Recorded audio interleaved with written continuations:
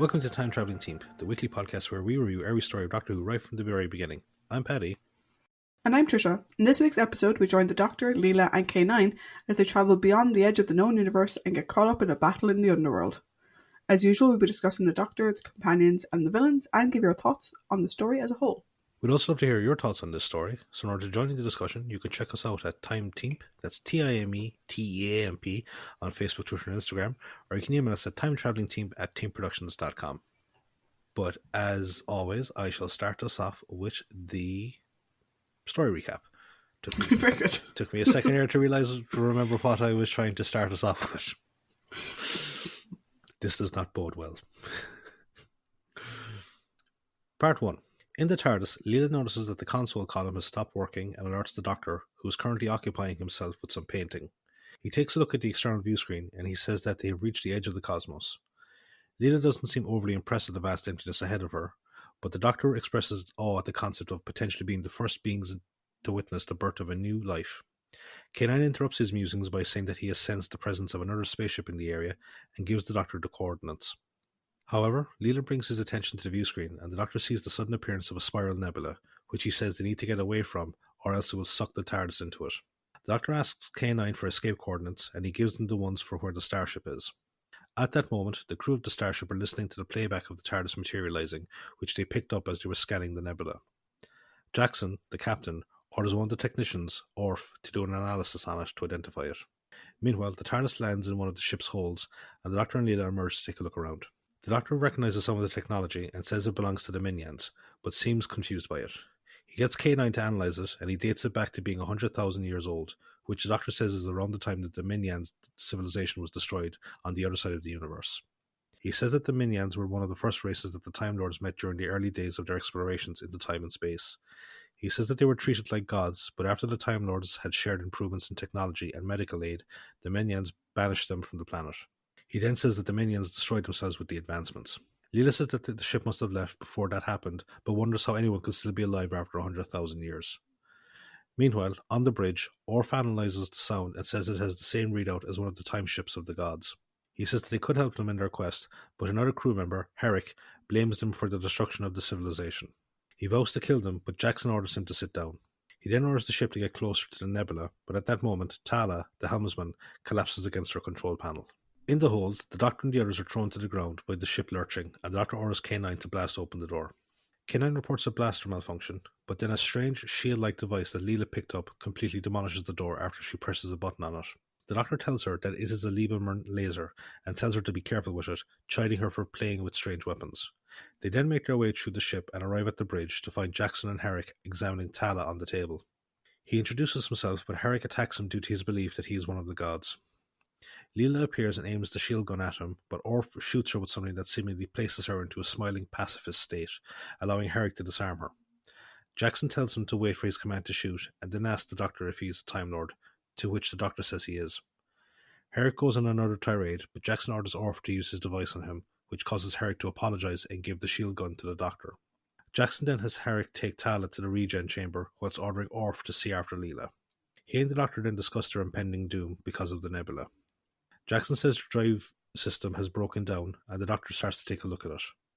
He then tells him that they have been on their mission for 100,000 years, and that each member of the crew has regenerated nearly 1,000 times, but the effects last less and less each time they go through the process. The Doctor says that the drive system can't be repaired as the control crystal has shattered, but then asks what their mission is. Jackson says that they have been tracking another ship, but says that they always seem to lose the signal just as they are about to find it. He says the ship, which was designated P7E, was a heritage ship, carrying colonists and race banks to start the Minion civilization on a new planet. The Doctor then summons K9 and hooks him up to the ship's drive system and has him pilot the ship away from the nebula. Herrick then returns with Tala, who has been rejuvenated to a much younger age. Herrick again starts to express his concerns, but Jackson orders him and the others to get back to their stations so they can continue their mission. The Doctor takes the still pacified Leela and tries to snap her out of her peaceful state by reminding her she is a warrior. He succeeds, and Leela angrily demands to know who pacified her, saying that she will kill them. A smiling Orf says that he did it, and the Doctor tries to get her to calm down, but she storms away, saying that they are all laughing at her. The tracking systems then pick up the P7E, and they set off in pursuit. The Doctor says the course would take them right back into the nebula. He says that the P-70 probably entered the nebula as it formed and is safe in the core, but they could be destroyed if they tried to enter it from the outside. Jackson says that they must follow through on their mission, leading the Doctor to tell K9 to stop the ship. Herrick grabs him, and Jackson aims the shield gun at Leela as she draws her knife before ordering the Doctor to keep K9 on going. The Doctor reluctantly gives the order, and Jackson orders Herrick to strap them into the bridge chairs. The ship heads towards the nebula, where it is battered by an asteroid field. The crew reports widespread but non-critical damage to the ship, and Jackson orders them to press on. However, the ship comes to a complete stop, and Jackson asks what's going on. The Doctor says that the heavier gravity of the ship is drawing debris and other smaller asteroids to it as it becomes the core of a new planet. He says that the only way out is to fire the ship's laser cannon to try and cut through the debris. However, the ship's density continues to grow as the laser cannon starts to disintegrate under the increasing temperature. Part 2. K9 announces that they have managed to cut a hole through the debris, and Jackson orders Tala to use full power to get out. Once they get out, they see another planet in front of them, but the Doctor tells them that the P-70 is in the center of it. Leela exclaims that they are going to crash due to their speed, and they all brace themselves for impact. However, the surface of the new planet is still soft due to its ongoing formation, and they submerge into it. The Doctor says that it should slow them down and minimize the damage when they collide with the core. Meanwhile, in the caverns within the planet core, people run around screaming in terror as debris falls from the ceiling, crushing several of them. One of them, Eadman, begs others to help him and try and rescue his children from beneath the rubble, but they refuse. He curses them, but his remaining son, Edas, tells him that he will bring the guards down on them. Elsewhere, in a control room, a couple of black hood and cloak-wearing figures watch the chaos, disparagingly label the people as trogs. One of them says he will take a squad of guards and apprehend Idman so that they can sacrifice him to calm the others down. They find Idman orating to the others that they can no longer be slaves to the guards and the Oracle, and they should instead escape. The black-garbed figure, whose name is Rask, orders the guards to apprehend him, and Idman tells Edas to run, but Rask sends guards after him. Rask then says that Idman is guilty of inciting civil unrest and he will be punished. Meanwhile, Edas flees down the various tunnels as he is pursued by the guards. Back on the ship, Jackson and Herrick return from examining the outside of the ship, and they tell the others that they are sealed in by rock. However, the Doctor explains that the core walls are most likely made of an igneous rock that the shield gun could cut through, and Jackson orders Herrick to get one. Herrick manages to cut his way through into one of the tunnels, and he and Jackson go take a look. However, they quickly go back into cover as the security camera on an overhead rail approaches the gap in the wall that they cut out. They see it move off and go back to get the others. Jackson tells the rest of the crew that they must go on and try and find the race banks and bring them back to the safety of the ship. He tells the Doctor and Leela to stay behind, but after he and the others leave, they exit the ship as well, leaving K9 behind to recharge his energy supply. They explore the tunnel, and the Doctor knows that it appears to have been dug out and begins a conversation with himself as to why. As they make their way down the tunnels, the Doctor and Leela discuss how different species evolve by the ambient radiation in their surroundings. Suddenly, Leela tells him to take cover, and they hide as Edas runs past, pursued by the guards. The Doctor and Leela draw the attention of the guards and flee down the tunnels, whilst Edas eventually comes across the ship. They find a cache of abandoned equipment and hide whilst the guards search for them. The guard captain orders the section of the caverns to be sealed off so that they can smoke them out via fumigation. Once they are gone, the Doctor and Leela make their way back to the ship, where they find Edas cowering in fear. The Doctor tells Leela to put away her knife and go get some bandages whilst he talks to Edas. Meanwhile, Jackson and the others continue their search through the tunnels. Jackson orders Herrick to scout ahead whilst he and the others remain behind, shielded by a cloaking device. Further down the tunnels, Herrick is ambushed by a guard and he kills him in self-defense. He hears someone calling for the guard on the radio, and he answers, saying that the guard is dead. The man on the other end orders the fumigation to begin immediately, and Herrick is cut off when the tunnels seal themselves. Back on the ship, the Doctor tells Edas that he has come from the stars, and Edas asks him if he is one of the gods from his father's prophecies. The Doctor asks to be taken to his father, but Edas says that he has been arrested and will be sacrificed to the Oracle. Leela returns from unplugging K9 from the ship and notices smoke starting to come into the ship. Edas, thinking that he has been lured into a trap, attacks the Doctor, and Leela tries to stop him. He eventually falls unconscious due to the smoke, and the Doctor tells Leela to take him to the command deck whilst he goes to find where the smoke is coming from. He eventually comes across an exhaust port and uses his sonic screwdriver on the nearby control station to try and reverse the smoke. However, he succumbs to the effects of the smoke and collapses over the control station. Part 3. The smoke reverses into the exhaust port, causing Rask and his superior Tarn to hurriedly switch it off, as several of their guards collapse to the ground. Elsewhere, Herrick is joined by the others and he shows them the body of the guard. Jackson looks at his equipment and says that it looks like that it came from the P-7E. Meanwhile, the Doctor, having managed to recover from the smoke, makes his way back to the ship and goes to look at the drive system. As he is doing this, Edas asks Leela if they really come from the stars, and asks to go with them when they go back. The doctor agrees, but says that there is a problem with the ship. A confused Edas asks what a ship is, and when they tell him what it is, he calls it a citadel, explaining that his people also have one. The doctor asks to be taken there, but Edas is reluctant as he says that is where the seers of the oracle hold their sacrifices. The doctor tells him not to worry, and he agrees. As they leave, Leela comforts him by saying that the doctor will be able to save his father. At that moment, Idmon is being prepared for sacrifice. As they make their way down the caverns, the doctor brings them to a sudden halt. He asks K9 to print out a map of the caverns that he had been able to create after using the ship's scanners. He then orders K9 to go and find Jackson and the others and to bring them after them. Looking at the map, the doctor asks Edis if there is a shortcut to the citadel, and he says that there is, but it is guarded by invisible dragons. The doctor tells him not to worry about the dragons and asks him to show him the way. They reach the entrance to the shortcut, and the doctor tells Leela to throw something at the entranceway. A series of energy beams hit the object, and Leela destroys them with another shield gun that she had found on the ship. She then destroys the door, and they make their way into the shortcut. They eventually come across a deep shaft that the doctor says has a zero-gravity field in it, and he leads them down it. The shaft then goes into a glowing green chamber, and they continue on downwards. However, they are detected by a security camera. In the sacrifice chamber, the ghostly female voice of the oracle orders Ankh, the chief seer, to begin the sacrifice, which is being observed by dozens of trogs. They watch as the lamp is raised to a rope that is holding a sword above Idmon. At that moment, the doctor and the others land at the bottom of the shaft, but they are captured by Rask and a squad of guards. They are brought to the sacrifice chamber, which is actually the bridge of the P7E. Edas dashes forward just as the rope burns through and pushes the gurney holding his father out of the way. Ankh orders him to be killed, but the Trogs and Leela fight back against the guards before the doctor tells them to flee as they are outgunned. Leela covers their retreat with a gun taken from the guards, but they are trapped by the guards at the entrance to the ship. Suddenly, Herrick bursts in and kills the guards, allowing the doctor and the others to flee. He stays behind to cover their escape, telling a reluctant Jackson to leave him. He manages to kill a few guards before he is severely wounded, and Rask orders him to be brought inside for interrogation. Deeper in the tunnels, the refugees stop for a rest, and Leela is told by the Trogs of their lives under the Oracle. They say that they are essentially slaves, forced to mine rock for ore to power the food processors. Idmon then says that the ceiling collapses are a way of keeping their numbers down so that they won't have a chance of overthrowing the guards. Leela relays this to the doctor, and he reveals that everyone on the planet is the descendants of the original crew of the P7E. He then joins Jackson and Edas and says that they can sneak back onto the P7E via the cargo hold. He leads them down the tunnels to a quarry area where several Trogs are delivering carts full of ore, and they begin to discuss a plan to get in unnoticed.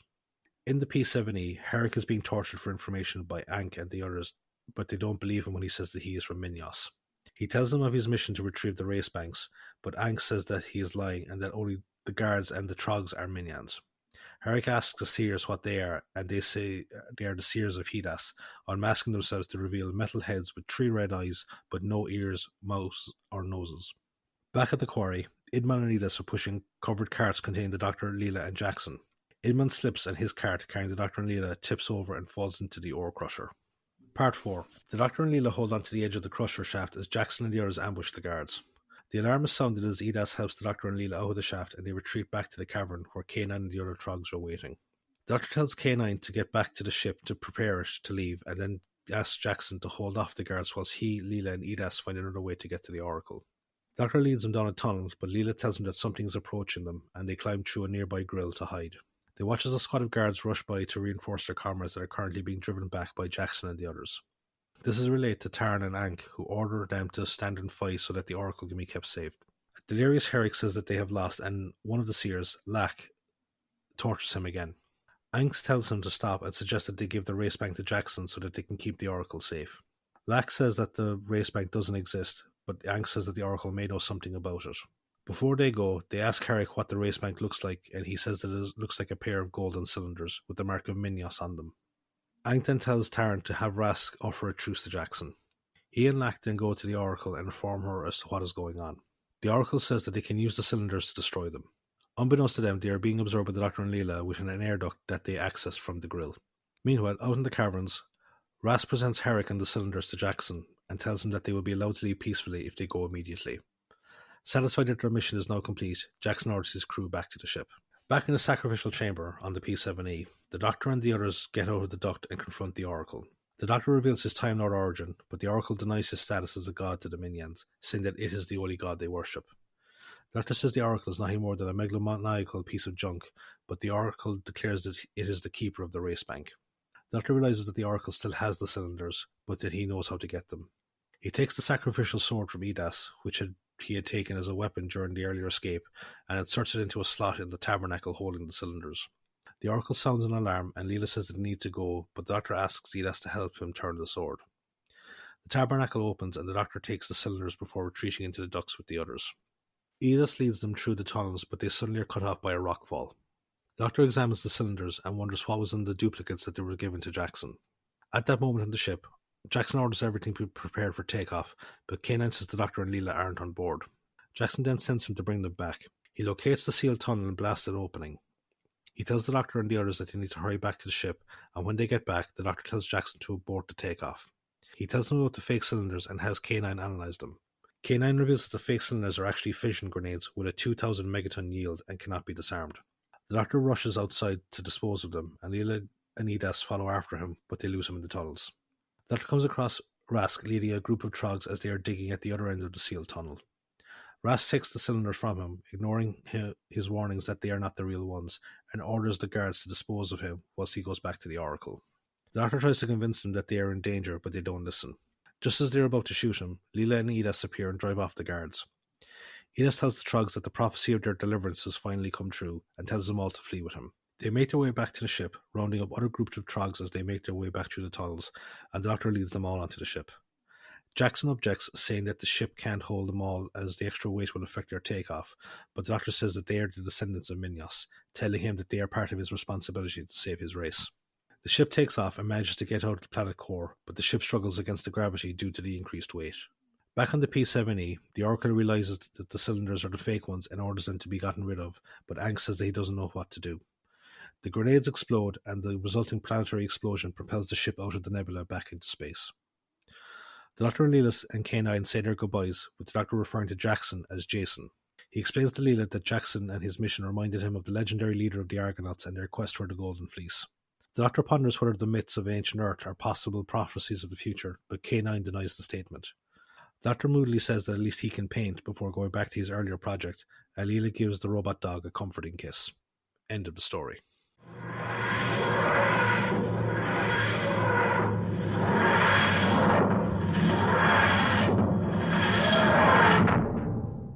So now that we have completed the quest.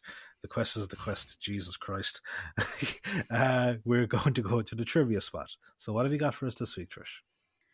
Cool, thank you very much. I think they said the word quest more in this one story than like Rick Riordan has in his entire like Percy Jackson. Yeah, no. The only other thing that I can think of that's comparable to the word quest is in Iron Fist, Danny continually saying Kun Lun.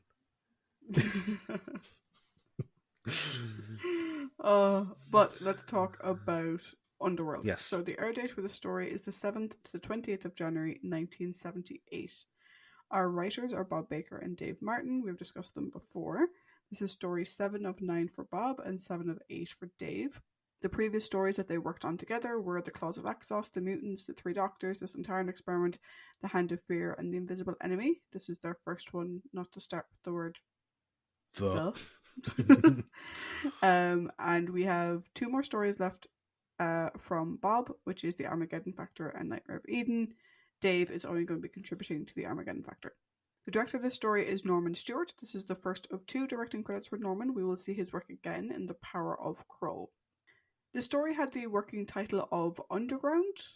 I kind of prefer Underworld. I think it sort of gives more of a feel of what the story is about. Underground makes it sound like another tube station story. This was also the first story to be overseen by the new script editor, Anthony Reed. This is the first one where he had complete creative control. So basically, as you probably guessed, he asked Bob and Dave to make a script that's an allegory of Jason and the Argonauts and the quest for the Golden Fleece. Mm-hmm. That was the point. Mm-hmm. So, as well as just the Doctor literally calling out what the story was about, which is just fucking hilarious, you will see that there's a number of names that are very similar. So, Jackson and Jason, Herrick and Heracles, Tala and Atalanta, I couldn't. and Orpheus. She was the. Min- Sorry, You're gone? she was the one name I couldn't think of for a crew member or from like someone from Greek myth, because like the other three are Yeah. fairly obvious if you're into Greek myth. But I was like, who Yeah. the fuck is Tala meant to represent? Yeah. So Tala is Atalanta, Orph is Orpheus, the Minions are the Minoans, P7E is Persephone, which I love that one actually. Yeah. That's P7E is Persephone, it's Underworld, it's brilliant. And then R1C is like the Argos, or the Argosi. Underworld as a story uses by far the most CSO or color separation overlay that we have ever seen on the program. Basically, they were running out of money, and so they were considering cancelling the story altogether and just giving all of the budget to next week's story, The Invasion of Time. But Graham Williams, who was the producer, he rejected that idea. And so instead, they decided to use CSO to create virtually every shot of the Underworld. So the only things that were on set were the P7E, the R1C, and the TARDIS. So it is the most CSO we have ever seen. Also, we've talked about this a little bit in the past, but particularly this story is really where it kicks in. Star Wars would be released in the UK 10 days before Underworld was due to air. So very much aspects of the production, Star Wars was there in the back of their minds. Yeah, you know? and like in that book, you got me Space Summit for a Cow. They really did say like that. They felt like that they were in competition for the attention of kids against Star Wars. Yeah. Couple of things. There's actually not too much sugar in the story. Actually, so a couple of things. In the original script, Leela was meant to scream when she became overwhelmed by the gas in the second episode, and Louise Jameson was just like, "No, Leela wouldn't do that. Why would she scream? That makes no fucking sense." I have actually a point about something like that in my notes later on. Also, the scene of the Doctor shepherding the slaves, or the trogs as they're called, through the caves and onto P7E. No, the R1. The R1C. This is P7E, the R1C. The R1C. That was Tom. Tom decided that was that. Which, like, we never really see the Doctor interact with children. No. And I love that he just picks up this random little girl, runs her to the front, and hands her off to somebody else. I love that scene. I think it's. I thought it was very good. I think it's the most like a modern Doctor that we've seen of the Doctor, because like you'd often see them, like Tennant or Eccleston, Matt Smith, Capaldi kind of, maybe not as much. I think Jodie would as well. Interact more with the general people around, whereas up until now, usually our Doctor really only interacts with our named characters. But like even then, I still think that this is a very standout moment for any version of the Doctor, because this is very like someone leading refugees over a border, you know? Yeah. Like, just take the kids or something like that. It's the most human moment, I think, I can think of from a Doctor. Yeah, I would agree. We can talk about that more later on. But it's nice that was Tom. Yeah, Put that himself. Yeah. Onto our cast. I think the main three people we're going to be discussing are going to be Idis, Jackson, and Herrick. Mm-hmm. So Idis is played by Norman Tipton. This is the only Doctor Who acting credit for Norman. His non-Who credits include Blake 7, Do It, Your Mother Wouldn't Like It, and 2 Up, 2 Down. I love Do It, Your Mother Wouldn't Like It. Just sort of runs I know that's what I'm not, two different things. I'm laughing at it at the moment, and that's why I was like, Do It. Your mother wouldn't like it. Jackson is played by James Maxwell. Again, only Doctor Who appearance for James. His non-Who credits include Danger Man, The Avengers, No Hiding Place, Out of the Unknown, Do Much, and Bergerac. And then as Herrick, we have Alan Lake. Again, only Doctor Who acting credit for Alan. His non-Who credits include Dixon of Dock Green, Zedcars, The Saint, The Newcomers, The Avengers, The Sweeney, Blake 7, and Bergerac. So a lot of overlapping there between our actors. and Alan passed away in 1984. We haven't heard. There is a note about Alan in the TARDIS wiki that I was hesitant to include. Okay. But now I've started, so I probably should. Alan has a note in his TARDIS wiki file, basically, that very few Doctor Who actors have, which is that when Alan passed away in 1984, it was by his own hand. Oh. Yeah. Which is sad. Yeah. It is very sad. Yeah. You were going to add something. No, I was just going to say that Dixon and Doc Green was something that we hadn't heard in a while, which is not really important now after that sequence. But I suppose it's just one of those things that, like, where at the even if you think about, like, at the time, maybe he didn't have anyone to talk to, you know. Or we don't know these type of things. Yeah, but we don't know. We don't know what his situation was. Yeah. The reason why I mentioned it is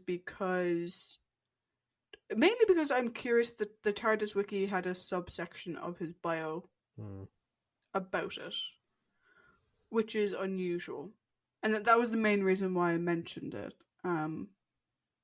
It seems like a weird thing to call out specifically in his bio, but you know, it is there, it is written, it is available information, which is why I included it. Well, it might be a thing of it. I would say maybe it would depend on when that article was added into it, because you know, in the last couple of years there has been more of a push for awareness of that.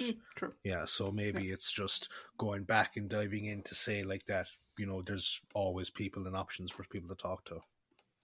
Yeah, maybe. Anyway, that kind of took it down to a bit of a downer.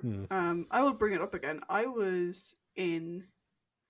Where was I? Was I in Golden Discs?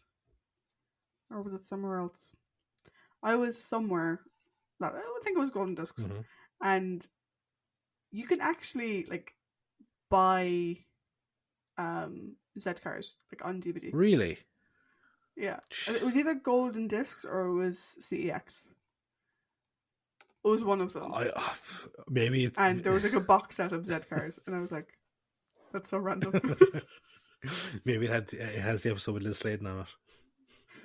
Episodes, she did 3, I think. But yeah, so just save the trivia spot there at the end.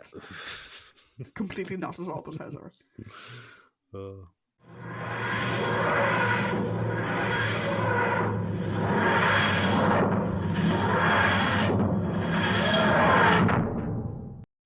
So we have done the trivia and we did the story summary. Thank you very much. So now we have our discussion. So each week we look at the characters that appear in the story. Particularly we focus on the Doctor, obviously. The companions. In this case we have Leela and K9. I don't know if you put any of the other characters in a companion spot. I did them all as prominent characters, but that was just me. Yeah, no, I was the same. I did the rest of them as prominent characters. Yeah. So prominent characters are basically characters who don't really count as, like, story-based companions. As in, like, they're not interacting with the Doctor and Leela enough, or they don't have a big enough impact. But they're not the villain either. But they're important to talk about. They're the other people that were in the story. Yeah. So in our case, we have 3 people for the prominent characters piece. We have, as I already mentioned in the trivia, Idis, Jackson, and Herrick. And then we have the villains, which is kind of 2 groups and a megalomaniac computer, whatever. So we have the guards of the Underworld, the Seers, and then the Oracle. Yes. So, as is our new tradition of the last couple of months, yes, the person who did the socials is the person who gives their thoughts first. So, Paddington, thoughts on the Doctor? I don't know whether we got all the good stuff out of the way with when we were talking about that wonderful scene that Tom directed, because like that is a very good scene. Like there's a group of trogs, they're all huddled, they're all scared, and he picks up a small child, brings her to the front, hands her off to someone, and says, "We need to get everyone on board." It's a great moment. It really, really is.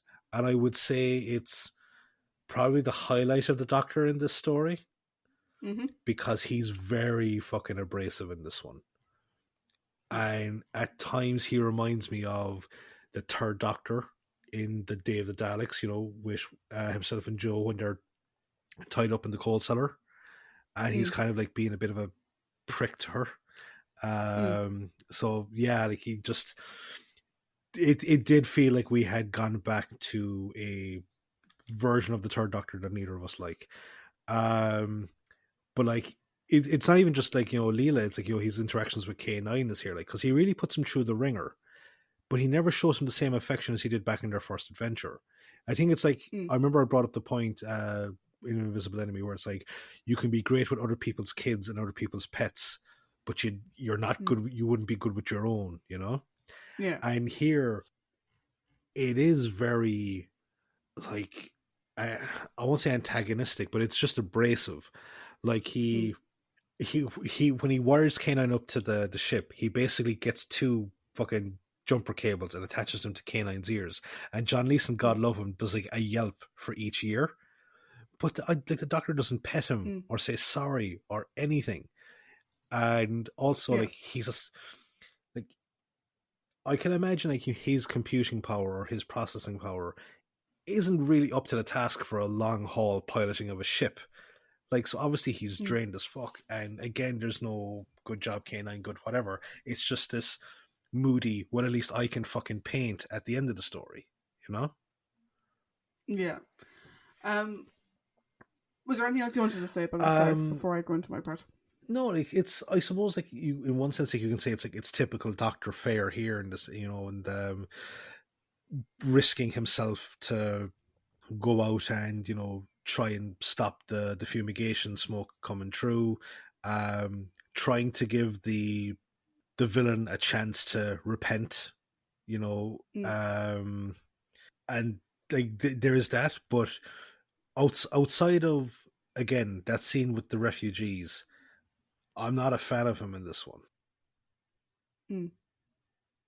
Yeah, you? I agree. First of all, no, you can't just tell K9 to shut up. It's just rude.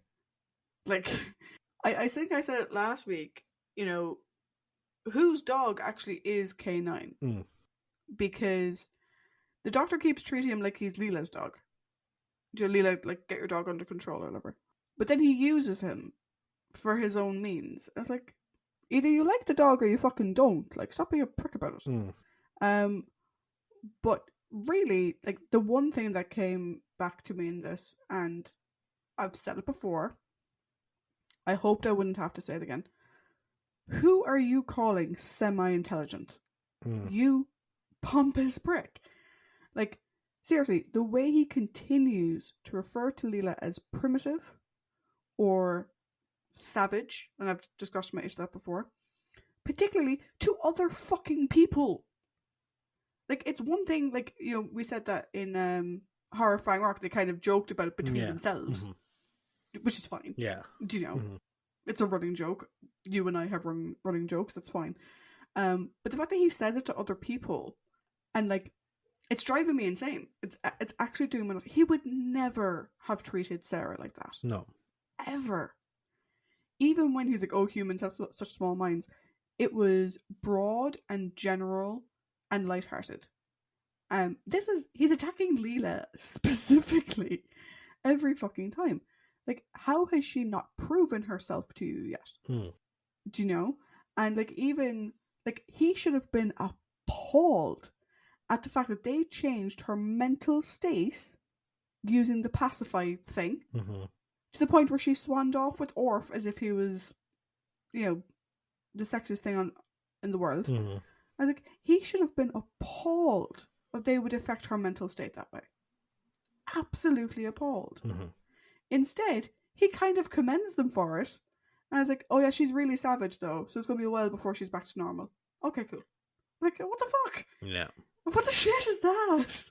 She's your friend, you dickhead. Like, it's really irritating me. And I'm like, was it just Sarah that he had a good, friendly relationship with? Because, like, with Leela at other points in the story, he clearly trusts her. Do you know what I mean? And there's a trust there, whatever. But like, he also is still criticizing her about like using weapons and whatever. And it's like, I believe I have an answer to that when we come around to Leela.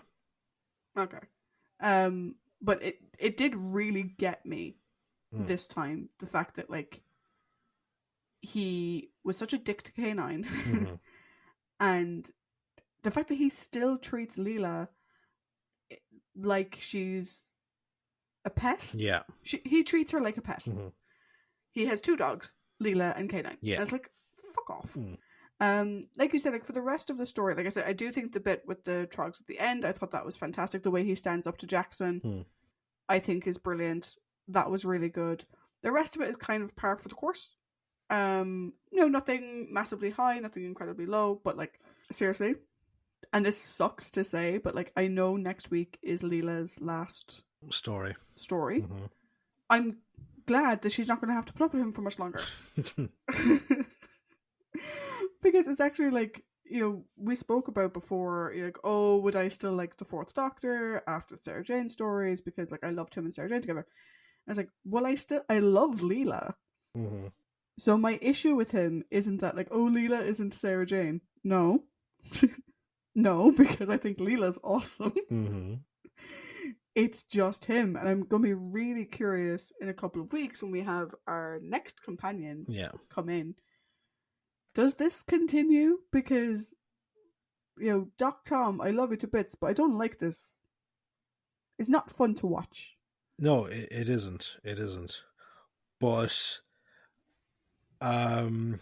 there's a factor here, and I did spend a bit of today going back over things to see if I was like, am I right in my thinking? So if you're prepared to move on to Leela, Yeah. I have this. Yep. Bob and Dave can't write Leela. They can't. Nor can they write Leela and the Doctor's relationship, because the other story that they did with Leela was the Invisible Enemy, which was the scarf chewing, you're immune because you're fucking thick. Yeah. Angle. They can't write her. And I went back over their stories again, and with the exception of the 3 Doctors, Sontaran Experiment, and Hand of Fear, they're actually, I would say, they're bad writers. They're not great writers, because, and like we'll discuss it more in terms of like when we get to the overall and other like characters within this. But the 3 Doctors in itself was a sort of semi-confined thing.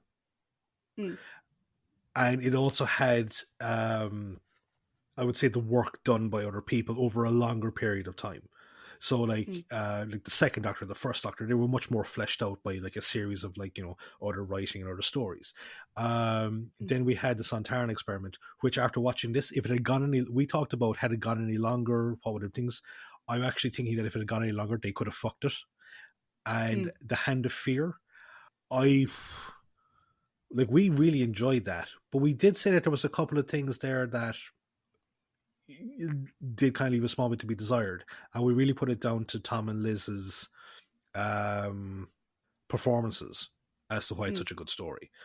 But here, these lads, they cannot fucking write for Louise Jameson.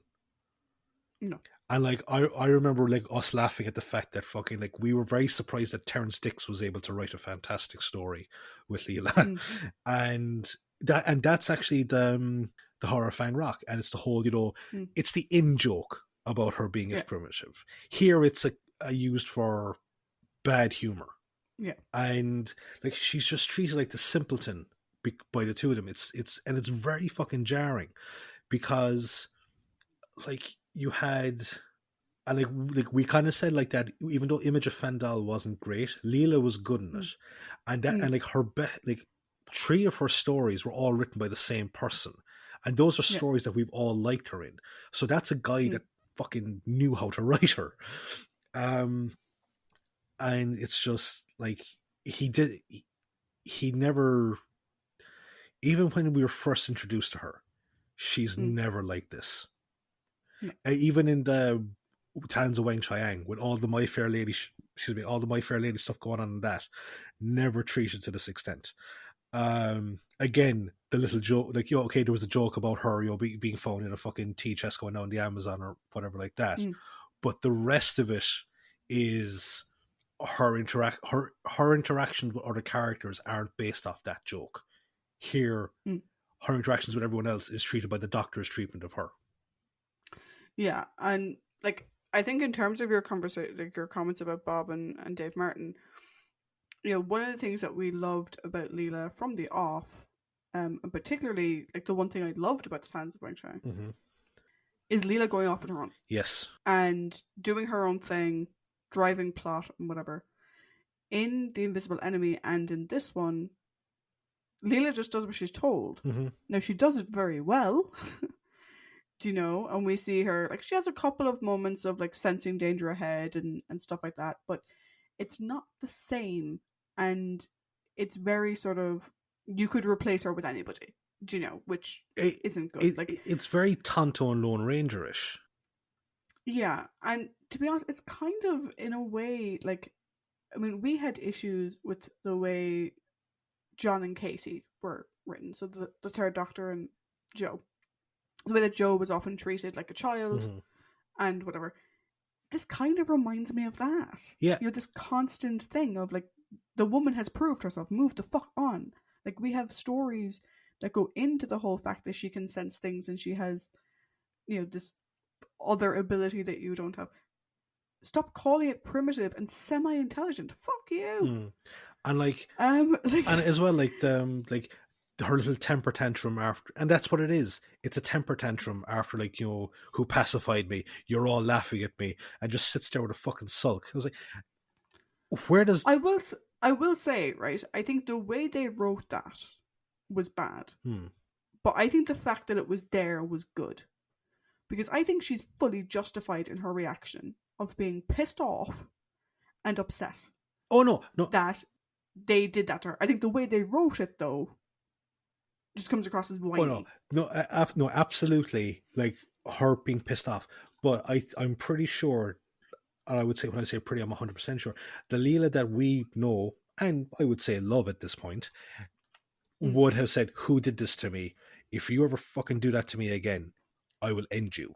I mean, the fact that she keeps putting on the Doctor shirt, like, I'll kill them, and then like we find out it's Orf, and she's like, oh well, I suppose, and then she, to be honest, I think she's justified in being like, you're all fucking laughing at me. Like, I mean, I think there is a bit of catharsis in there for her, because the Doctor does laugh at her. He does make these comments about her all the time.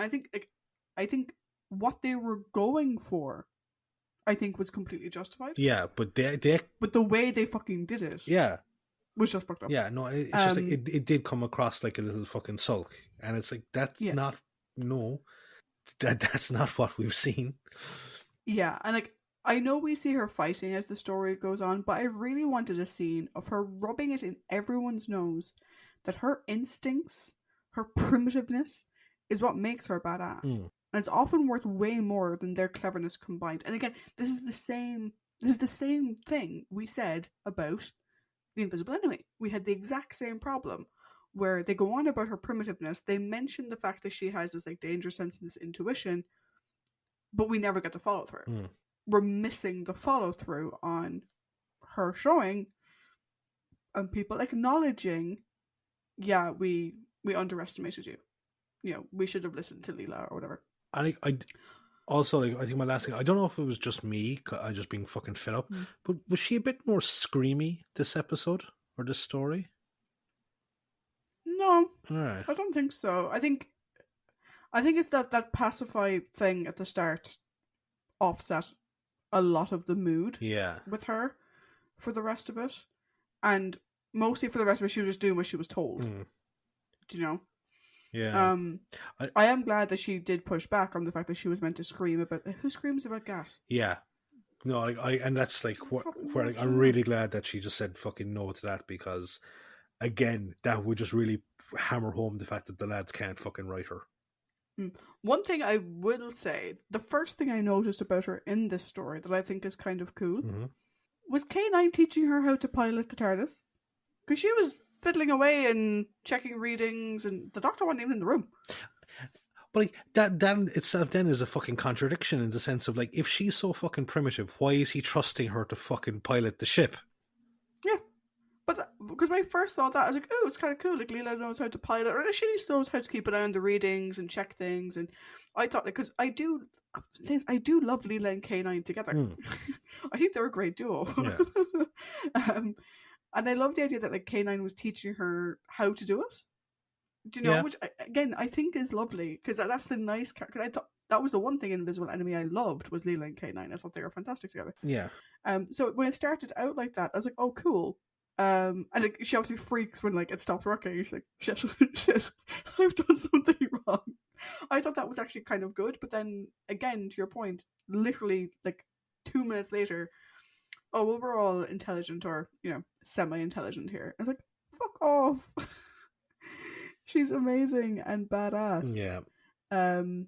But yeah, I also would have, I think, while I gave credit to the Doctor for standing up to Jackson, I think that would have been better coming from Leela, because Leela, essentially, the Sevateem and the Trogs are one and the same, except one is a warrior race and one is a slave race. Yeah.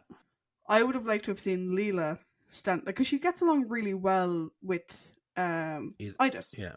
Idis, or whatever I pronounce him. I go Idas. Idas. She gets along really well with him. And I would have liked to have seen her being the one standing up to Jackson when he's like, get out, get out. And she's like, fuck off, no, what the fuck are you on about? Like, I would want to see her take him down a peg. Because she was them. Yeah. And now she's who she is now. With Zoanna, and like... Yeah, like, she understands the broadness of the universe. She understands what they're getting into. And she understands that just because they're, quote unquote, primitive, doesn't mean they should be left behind. I think that outrage should have come from Leela. I think it makes sense that it came from the Doctor, but I think of the two of them in this story, Leela should have been the advocate. Absolutely. If there had been a competent writer penning her. Yeah. Yeah. If Chris Boucher had been writing this, then we would have had that. Yeah. Yeah. I think we would have. I definitely think we would have. Yeah. I know, like we very rarely kind of like fucking pit writers against each other, but here I think it's completely justified that the guy who can write her the best and has proven to write her at her best, maybe Bob Holmes being a second. And Terence did a good job. Oh no, Terence did a fantastic job. He really did. Yeah.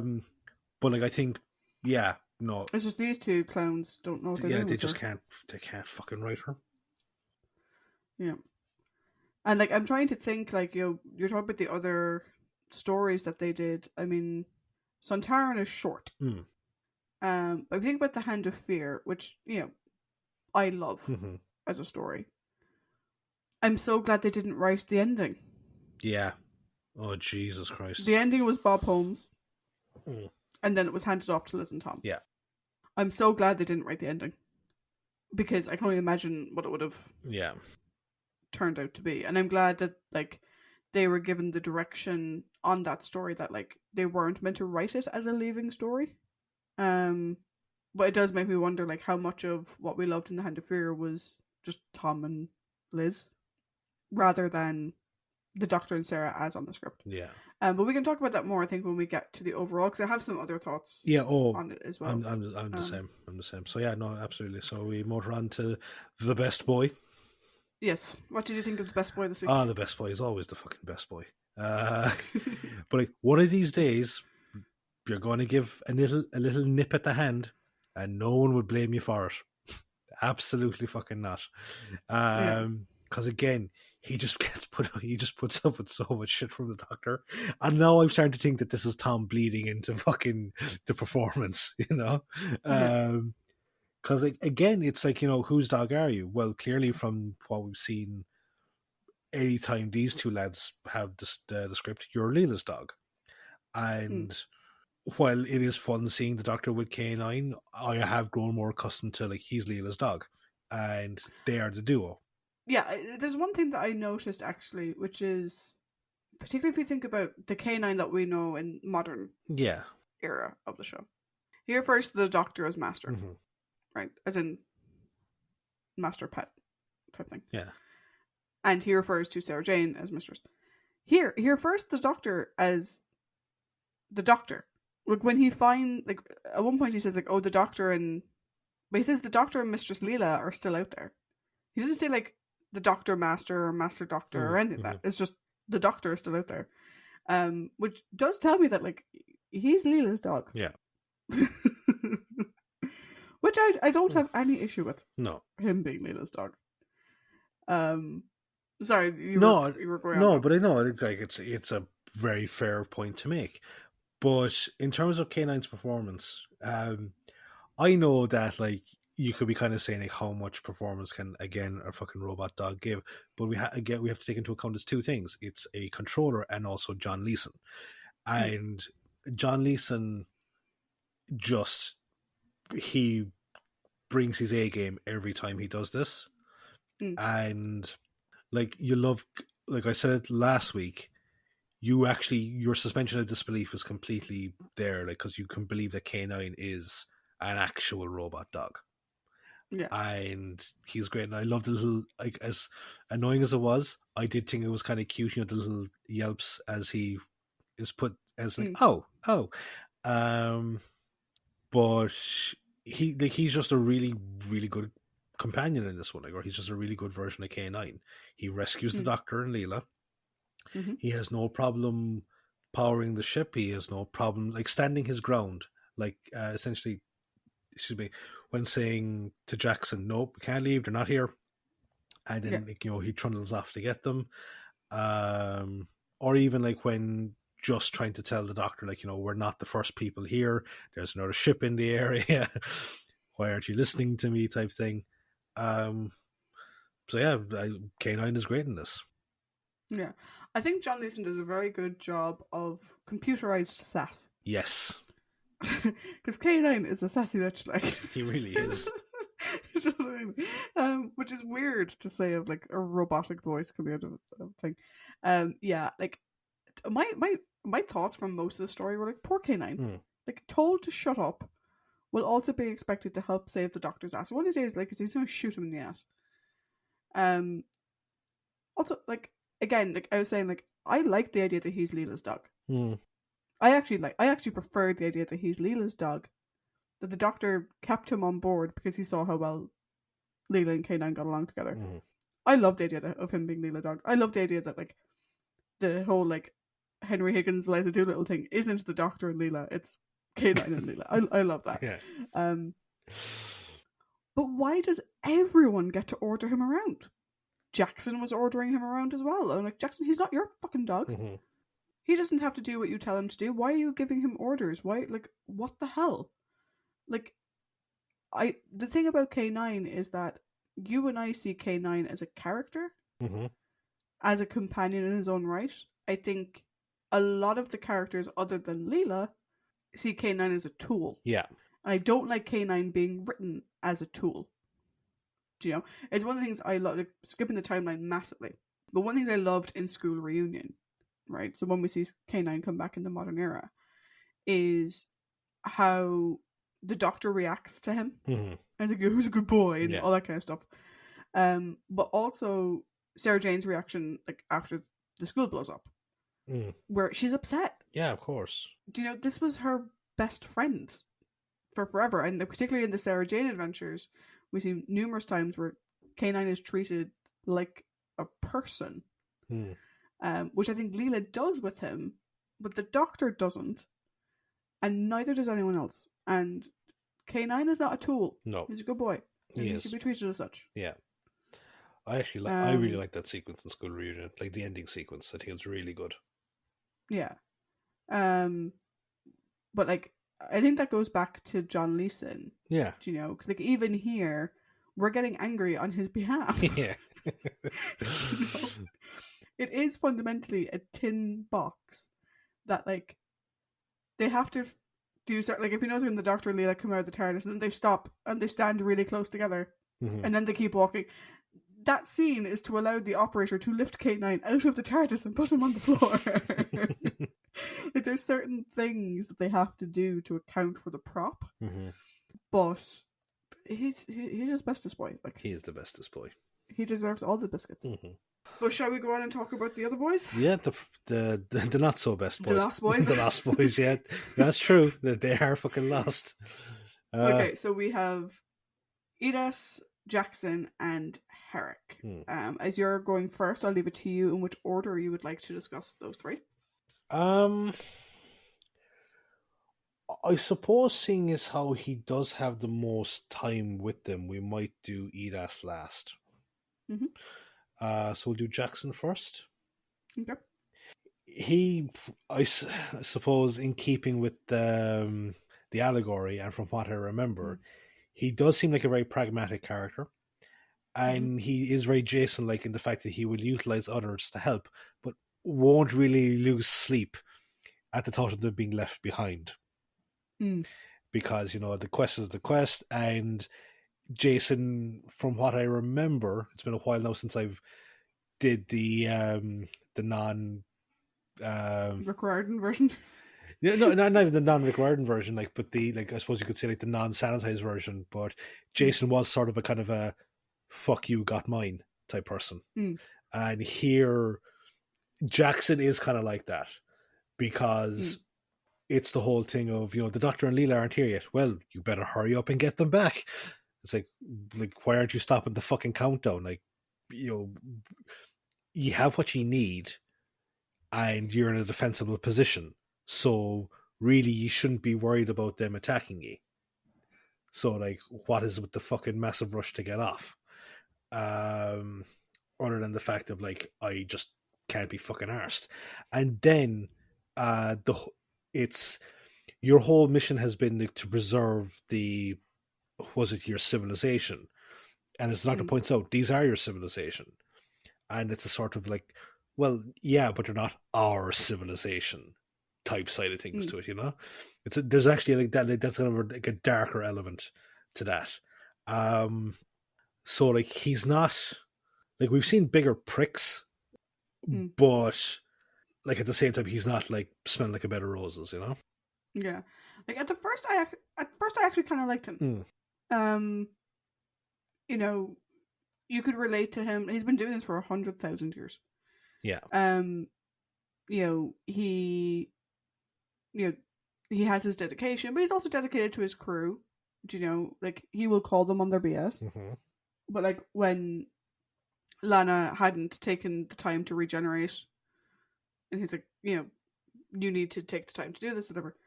But by the end, all I could think was, what a dick. In a very Jason, though thankfully not Jason Grace, kind of way. Yeah.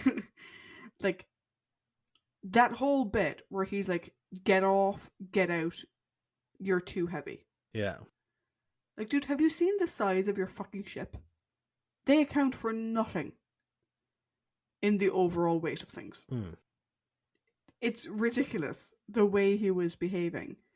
And, like, even the fact that, like, you know, they do sort of, like, you know, a Jason and the Argonauts and the Golden Fleece. But, like, the thing about, like, the Argonaut story and the Golden Fleece story is that, like, they did stop off places. You know, they had other adventures as they were going. This is more like the fucking Grail quest. Yeah.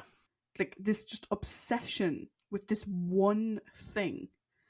And literally, like I said, as soon as they got what they thought was the genetic memory or whatever it was, the 2 cylinders, or the race bank, that was it. As soon as they got the race bank, it was straight back to the ship, didn't even try to find anyone else, powering everything up, and they were about to leave. They didn't even care. It's like, yeah, you got what you came for, but what's the fucking rush? Like, you have a ceasefire with these people. They said they'll let you leave. Slow your roll. Like, assess the fucking situation. Like, you have no idea what blasting off could do to the tunnels. Like, assume for a second that there was no big explosion happening at the end. Right?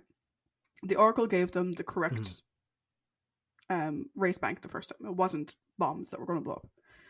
the damage that they did when they left, like entire tunnels collapsed, the skyfall that was caused by them when they first came in, they could have killed everybody themselves. Not even the fact that they're leaving and leaving the planet to blow up.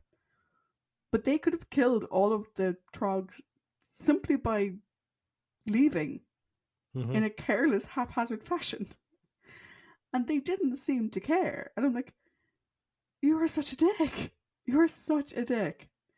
And I find it interesting that like you have like, and we'll talk about it in a second, but you have Herrick being like, oh, the gods use us as playthings and they cast us aside. But Jackson is behaving exactly the same. Like exactly the same. So yeah, at the beginning I was like, oh, he's an interesting character. He gets along well with the Doctor. You know, it's kind of nice to see, you know, two characters that are quite old bouncing off each other. But like, what a dick! Absolutely. Seriously. No, completely agree. Then we have Herrick, and he is Hercules to the core. He's a glorious prick. Because they really, I think he's probably the best representation of like the allegory for one of those characters, because Heracles was this like ill-tempered braggart of a character who could be like nice and chill one moment and then punch his best friend in the fucking head and kill him, you know, type thing. And it's like there is that bit of nobility, and but it only comes out like for brief moments of like, and usually with action, like, you know, he's not hurt when he opts to stay behind and buy them time. You know, he stays behind because, you know, he's up for a fight and he wants, you know, everyone to get to safety. Also, there was one moment there. Now, I don't know what the intention was behind it, but when the ship takes off at the very end, he's in the corridor or the gangway with the Doctor, and he's tending to the Trogs. Like, he's telling everyone to kind of keep down and brace yourselves.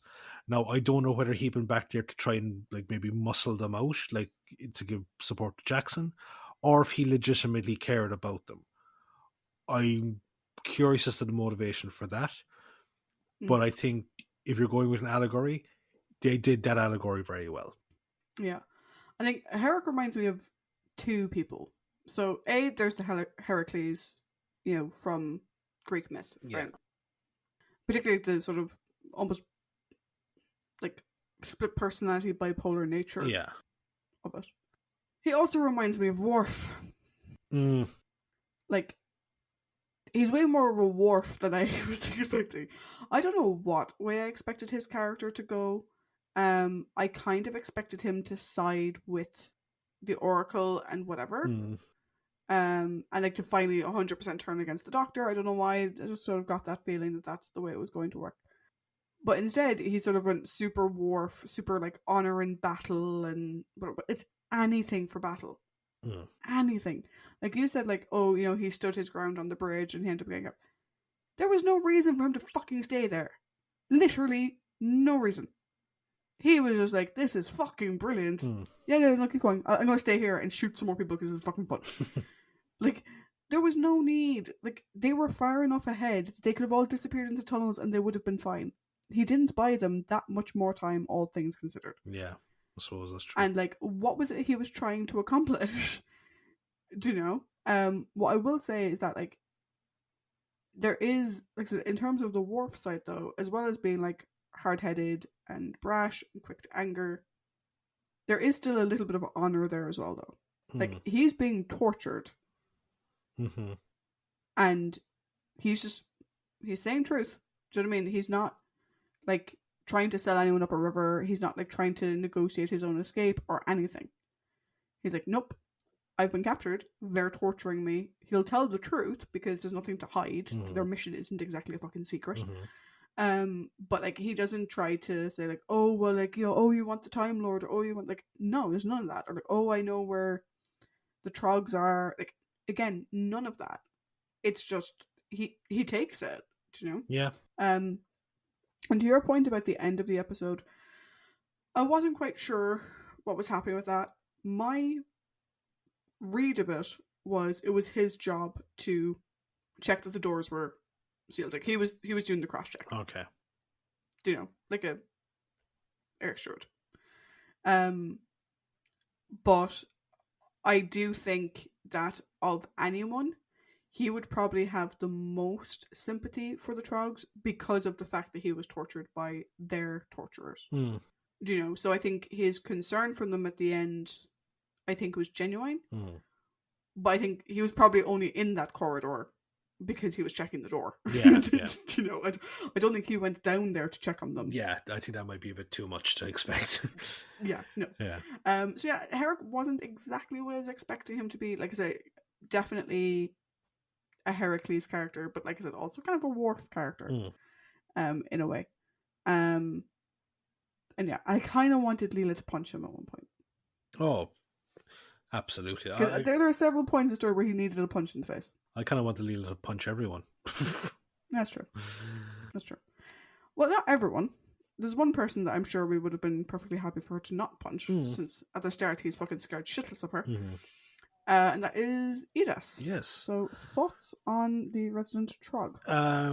So he kind of comes across to me like a cross between Katarina and the early days of Jamie. In the sense that he's very willing to help, but he still has his superstitions. Like we saw, like with Katarina for her brief time period there, she was eager to learn, but she still treated the Doctor as a god and still treated the TARDIS as his his mystical magical temple. And Jamie, who was up for pitching in, still in the early days was superstitious, like big metal beast, the Phantom Piper, that side of things. So like I enjoyed that aspect of it, but there was a huge they had him say something. They had him say like, "Will you take me with you?" And the Doctor agrees. I know that was just kind of out of hand, more so I'd say, like, to kind of maybe get him to do what he wanted. But there was a huge opportunity here, and again, the lads fucked it by not having Leela talk about her life and the stars, because, as you said, the Trogs and the Seva team, they're one and the same. Here, and we talked about Leela, I can't remember, what story was it? Was it Horror Fang Rock, where it's like, the Doctor has taught me it is like, about science, and I believe it is better to embrace science. That should have been here. She should have been talking about, because he asked her, "Do you come from the stars?" And there was ample opportunity for Leela and Edas to have these moments where they were talking about what it meant to travel in the stars. And I agree. I would have really liked to have seen that, because again, at the finished product, I wouldn't really have cared if he'd gone on the TARDIS or not. But after a bit of like education as to like what it was like for Leela, then you never know. Maybe he might have been someone that I could have been curious to see going on an adventure with, or someone that would have had this new sense of destiny about him now that the Trogs are going home. Yeah, I agree. I think I liked Edas as a character. I think he's an overall good guy. He's brave even when he's scared. I love the fact that like he is a little bit in awe. Like, first of all, he's scared shitless of Leela. Yeah, for justifiable reasons. She attacked him with a knife. But he seems to be a little bit in awe of her as well. Because like, he talks to her more than he talks to the Doctor.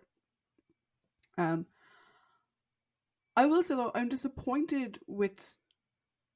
There was one component of this, and I was like, "Oh, that's going to be kind of cool," and they never went there.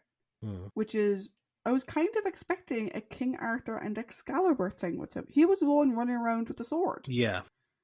And they never have him fucking use it. Do you know? Or like, it would have been great if like they were in the chamber with the Oracle and like it's Edas who figures out like, hey, this sword I have can fit in that hole. Yeah. Do you know? It's a reverse sword in the stone type situation. Do you know? Because I think Edas could actually be a good leader amongst his people. Do you know? We talk about this a lot when we talk about like story-based companions, about particularly like companions that could potentially have leadership roles, because he listens to the stories. Yeah. He listens to his father's tales. He listens to what the doctor's telling him. He listens to what Leela's telling him, and he doesn't like. He talks about like the tree of life or the tree at the end of the world or whatever the hell it was. Like he gets it, do you know, and he can see the connection. And like I said, he's brave. Like he'll willingly sacrifice himself if he has to. And the fact that like he doesn't leave people behind, do you know, or like the fact that he even ran off with Leela to go after the doctor. Like he didn't have to do that, do you know. So I really liked him, but I think he was underutilized. Yes. I think he needed a taking back the power moment, and they didn't give it to him. Yeah. And I don't really understand why. Maybe they didn't want to mix mythologies. I don't really know. But I really was expecting, I'm kind of gutted I didn't get to see a sort of King Arthur and Excalibur moment for him. Yeah. Because that could be a nice sort of duality where you've got like the Jason and the Argonauts things. We also have like King Arthur and Merlin, like in the like the Doctor sort of being the Merlin to his Arthur or whatever. But overall good guy, but underutilized. Yes, no, completely. And speaking of underutilized, the hierarchy of the P7E. So the hierarchy are the guards, the seers, and the oracle. And I have so many questions. The oracle, how did that come about? Like, how did it gain sentience? How did it, or if it was the ship's AI? What the fuck is it? Yeah, if it was the ship's AI, how did it become this fucking, I am the keeper of the sacred thing and sacrifice people to keep people in line? The seers, what the fuck are they? Were they like mechanical servitors? Are they cyborgs? Are they just guys who like wearing helmets and then masks over the helmets for no fucking reason? How did the separation of the guards and the trogs come about?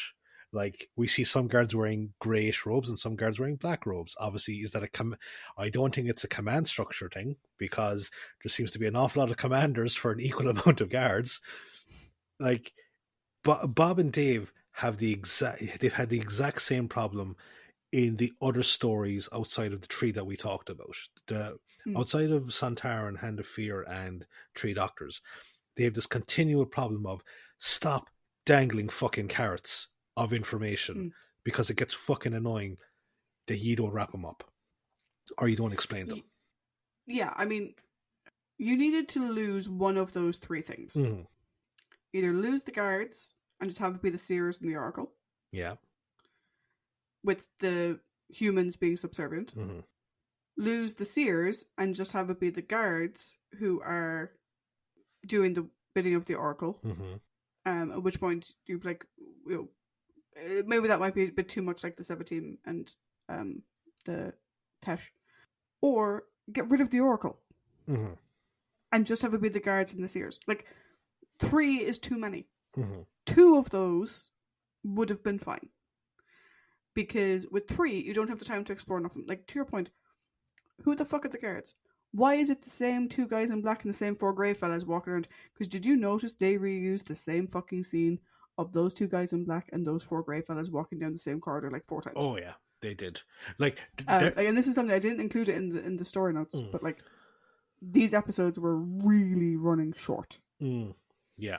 And they had to put a lot of padding. Yes. In there. Which is funny when you consider the fact that their villains are so underdeveloped. And like, yeah, because like the reprise of episode 4, like it starts off, like, I think it takes the last 4 minutes of the previous episode and it cuts out a minute and a half of it. Normally the reprises are 45 seconds to a minute at most. Yeah. So like with the guards, I wanted to know more. Like I said, how did they separate from the trogs? Like, how did they get their positions? Is it something that you can be promoted into, or is it this constant division that's been there since day dot? What the fuck are the seers? Do you know? I kind of got the impression that they were robots, but like, are they fully robots? Are they like cyborgs? What the fuck? And what the shit is the Oracle? Like, the Doctor giving a throwaway line of another megalomaniac machine is not a way to have your main villain. Mm-hmm. And do you know what they could have done that would have been actually just, I said like you can keep 2 of those 3 and the story would be better. You can keep 1 of those 3 and the story is better. You can keep any one of the 3 would do. Ideally, keep the guards or the seers. Yeah. Right? Because you have a villain already. Mm-hmm. The villain is the fucking planet. Yeah. That's still forming, and there's these like the villain is the planet, and maybe that's too much like stories we've seen before. Do you know, we have the separation of the Trogs and the guards. That's like the Seva team and the Tesh. Mm-hmm. We have, you know, the Trogs versus the Seers is a bit like it's fucking left my brain. The mutants. Yeah, exactly. Any of that would have been better though. Like literally any of it. Like it got to the point where, like, just for everyone's context, so again we've said before, usually before I watch the story you'll send me on the list of people that you think I should pay attention to, right? And you sent me on the Doctor, Leela, K9, Edith, Jackson, Herrick, and the P7E upper class. And I was like, what the fuck is he talking about? I didn't know. Even today, before we sat down to record, I was like, who the fuck did you mean? What were you on about? Because you hadn't mentioned the guards, the seers, or the Oracle. I was like, is it just like he doesn't have anything to say about them? But who are the upper class? Who the fuck is he on about? Yeah, it's just like anyone that wasn't a Trog. Yeah. Which I want to circle back around to something, actually. Is Trog meant to be short for troglodyte? Possibly. That's an interesting word to use if it is. I mean, it's very apt. It's a person who lives in a cave. Yeah.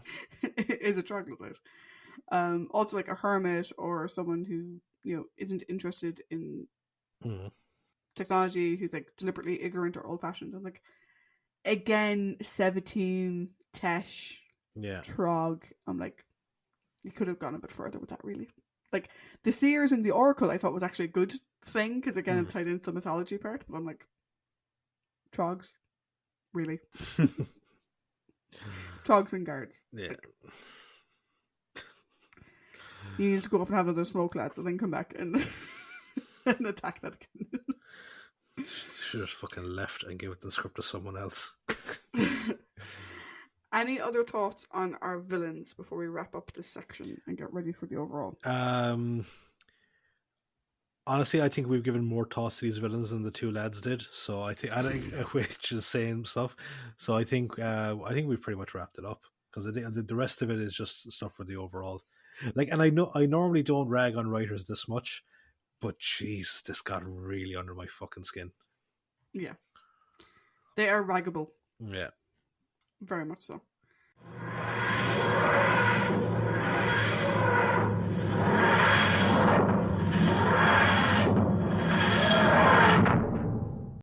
So yeah. That's a thing. So we've reached the overall section, where myself and Trish give our final thoughts on the story, and we each give the story it a score out of 5. So, as is tradition, I shall be leading us off on this one, because I lead us off in the character discussion. And like a lot of Doctor Who stories and stuff that the guy Bob and Dave have done previously, some interesting concepts here.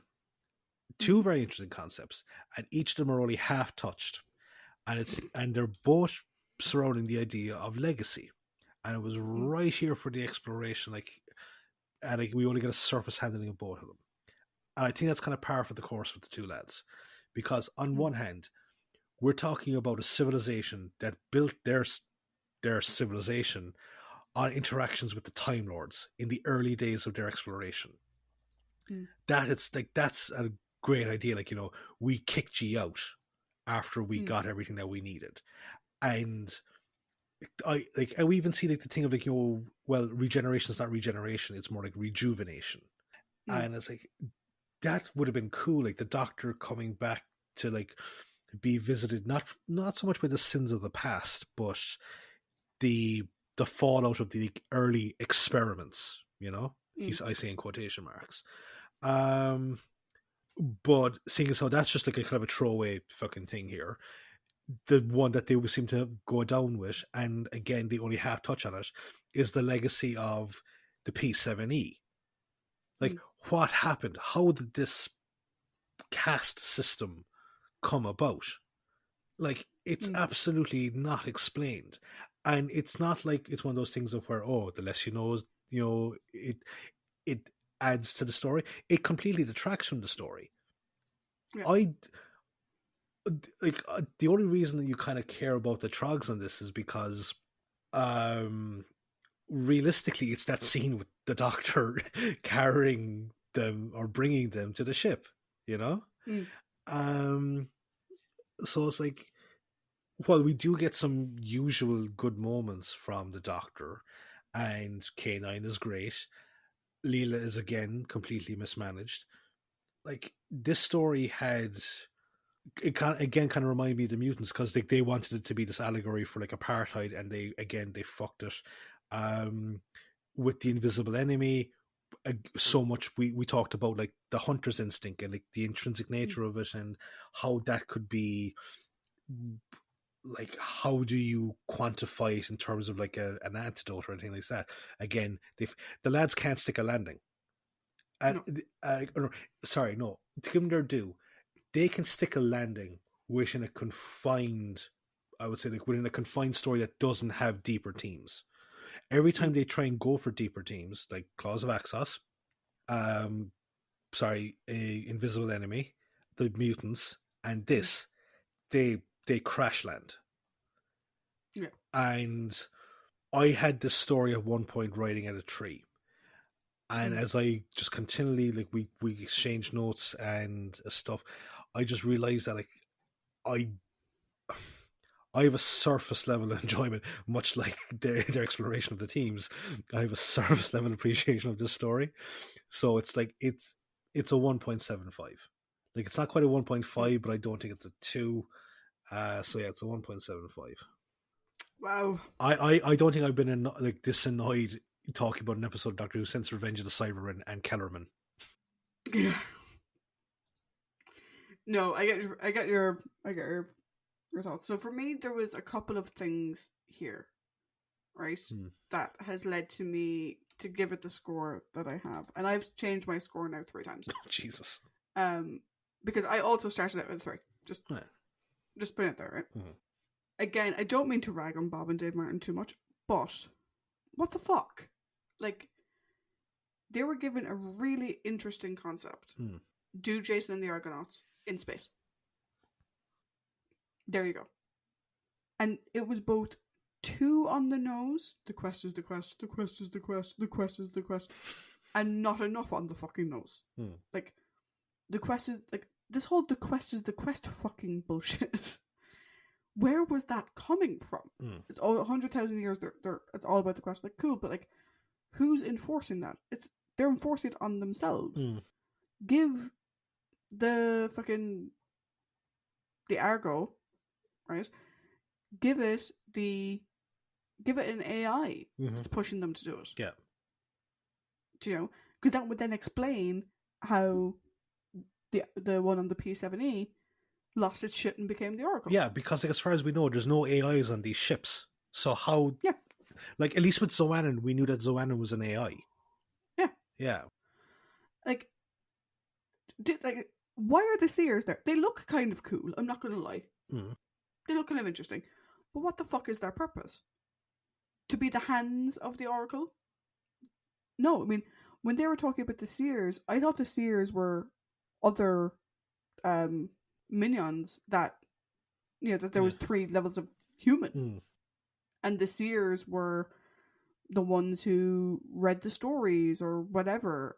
Not that they were weird fucking computer fucking things. Where the fuck? Why? They're from a completely fucking different story. Why are they wearing masks over their robot heads? It makes no sense. And like you said, like, calling the Oracle another megalomaniac machine is not a resolution. or an explanation, it's a cop-out. Yeah. Like, where did the Oracle come from? Where did the Seers come from? How did the guards and slaves come into being in the first place? How did they separate? Could they unify again? Like, I know that, like, the guards were assholes. No one tries to save them. They're human too. Or minions. And they get left to blow fucking up. Over the same indoctrine from the Seers and the Oracle that the Trogs had. The Trogs and the guards are the same species. But because the guards grew up in the higher caste, they're left to die. They're not even given an option. I'm like, what the fuck is that? And be like, but see, this is the thing. Like, would you, if the Doctor insisted that the guys come along, or like the guys attempt to be rescued? I honestly, with the characters that were presented, I don't think there's like even the concept of, like, you know, a Nuremberg-esque trial, or. But it's not even a Nuremberg trial. The guards were duped in the same way as everybody else. They just reaped the benefit of it.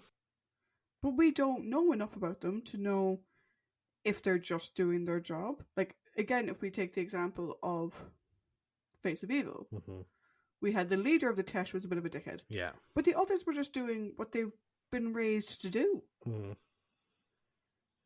And they have this, you know, Zoanin figure controlling what they're doing. Or maybe a better analogy would be Neva. Neva finally sees behind the curtain and it's like it's all been a lie. Yeah. Yeah. Exactly. Like, the guards weren't even given the option. Not one of them. Not a single one of them. And it's like, okay. The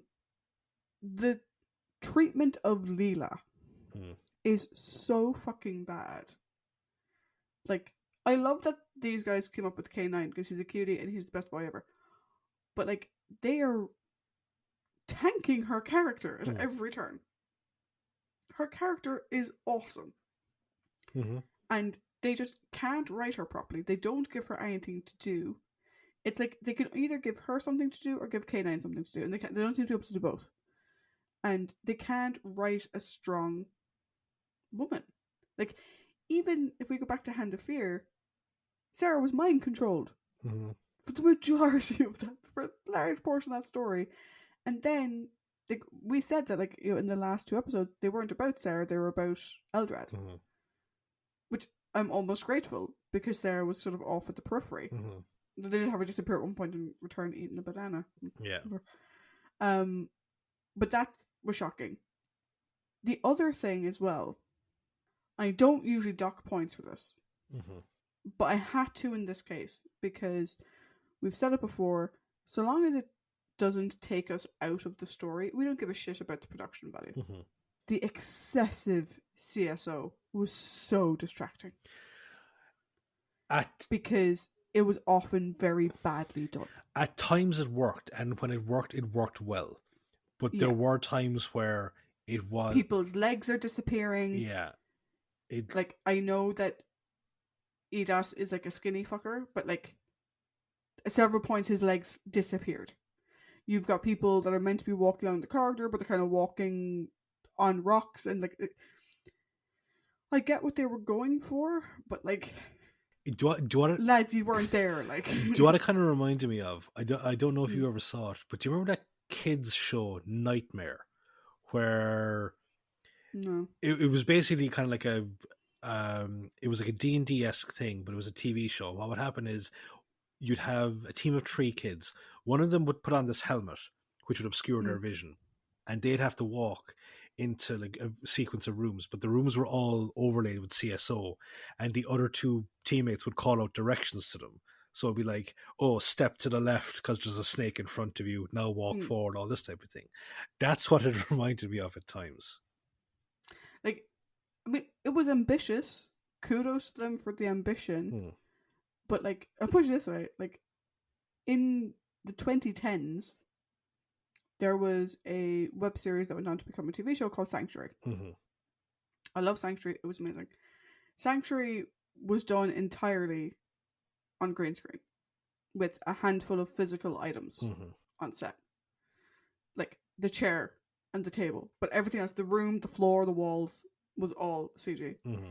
And even then, there were times when that took you out of it, and that was in the 2010s. Yeah. This was done in the 1970s, and they relied on it so heavily. Like, if we go back to Invisible Enemy, they had a lot of CSO and Invisible Enemy as well. Mm. But that matched up really well. Yeah. Like when they were going through the Doctor's mind and stuff, we said that actually looked kind of cool. But here, it just took me out of it. Like, people's heads were disappearing, their legs were disappearing, the Doctor's hair couldn't decide how big it wanted to be. The guards were walking on rocks. Like, and again, to my point earlier, each of these episodes ran short. Mm. Like, they had another 8 minutes, maybe even more, maybe even 10 minutes of story to play with. And they didn't make use of it. Mm-hmm. So, originally I gave it a 3. Then, when we started talking earlier, like when you were doing your summary, I was like, actually, no, it's a 2. Like, fuck this. But now I've gotten so angry. It's a 1.5. I can't even give it the 7.5. I'm like, no. And like, I agree with everything. I think it's like the CSO sort of like knocked it from the 7.5 to the 5 because it's just awkward to watch. Do you know? And I'm like, I don't want to be a total bitch about it, but like, there's nothing here that I want to watch again. Yeah, no, that is kind of fair. Like, even that one scene of the Doctor rescuing the Trogs, it lasts 2 seconds. I wouldn't go back. I wouldn't put the DVD back in just to do that. Do you know? Just find it on YouTube or something. Yeah. So yeah, I will say that I don't think this is what either of us would have wanted this late in the season. No. And this late in the run either. Mm-hmm. I will say though that, you know, last season, other than, I mean, Talons of Wang Cheyenne, we had differing points about whatever. Like, last season was solid for the most part. Yeah. This season is really struggling. In comparison, like Horror Fang Rock, and then what the fuck? But what the fuck is the last 4 weeks been? It's basically the rest of it. Because like the Horror Fang Rock it's the last vestiges of Philip's era. It's the last vestige of the Hinchcliffe era. Now is it Graham Williams is the you can really tell like we're in a new era because it's I would say that there's a level of ambition here that isn't quite being. I know it's strange to say like that ambition in Doctor Who isn't being met, but if you think about everything that we've seen since 1963 onwards, you know, but like it's just a thing of I don't think we've ever seen a character written so inconsistently as Leela has been. I don't necessarily that she's been written so inconsistently because I think Liz Shaw would be quite similar to her. But I don't think we've seen a character have 2 distinct selves. Yeah, that's a fair point. That's a fair way of putting it. That they just oscillate from one to the other. Do you know? Because we've seen characters that have been inconsistent before. When Joe was inconsistent as well, Liz Shaw was inconsistent in many ways. I think maybe I just kind of say that because it's just so fucking jarring between like a run of 4 fantastic stories, then realistically people that don't know how to write her. Yeah, you know. I'll put it this way. This story has joined a couple on a very special list. So, the Honored Pilot, the Gunfighters, yes, the Space Pirates, the Mutants, and now this one, which is less than 2. Yeah. And I think I can see it sitting in with that bunch. Maybe it's not quite Gunfighters bad. That is really... It's going to take a lot to be that bad. Leela saves it a lot from being that. Yeah. Leela herself. Yeah. Like, I mean, Louise saves it from being that bad. And K9 being a very good boy. But it has sadly joined that group of less than 2. We don't give less than 2. There's all the times that we've given. Yeah, because like, to be fair, like worth. 4 out of 96 stories isn't bad, and one of them is just like an unaired pilot episode, which doesn't even count. Yeah, because that's story 0, so that one actually doesn't count. So 3 out of 96 ain't bad. Yeah, but I think the important thing for me, certainly, again, going in blind here. And I imagine the important thing for you and the important thing for this season overall is we know Bob and Dave can't stick a landing. Bob and Dave aren't writing next week. No, they're not. Will the season stick the landing? It started off really strong. Well, can it come back around? Well, one element that might help us with that is an old favourite of ours is returning. Ooh. Yes.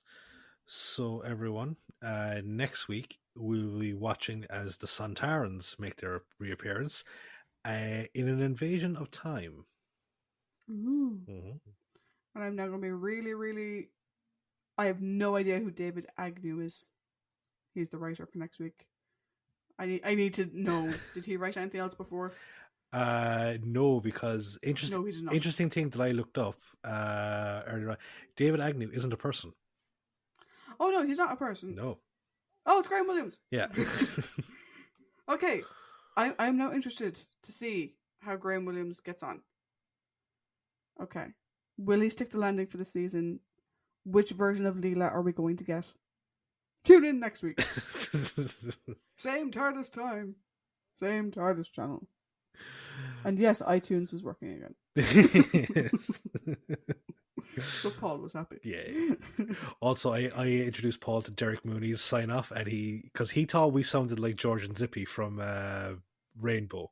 That I said like we do it more like Derek Mooney. So I introduced him to that. He was like, absolutely, that's what you sound like. Anyway, yes. Until next week. Bye. Bye.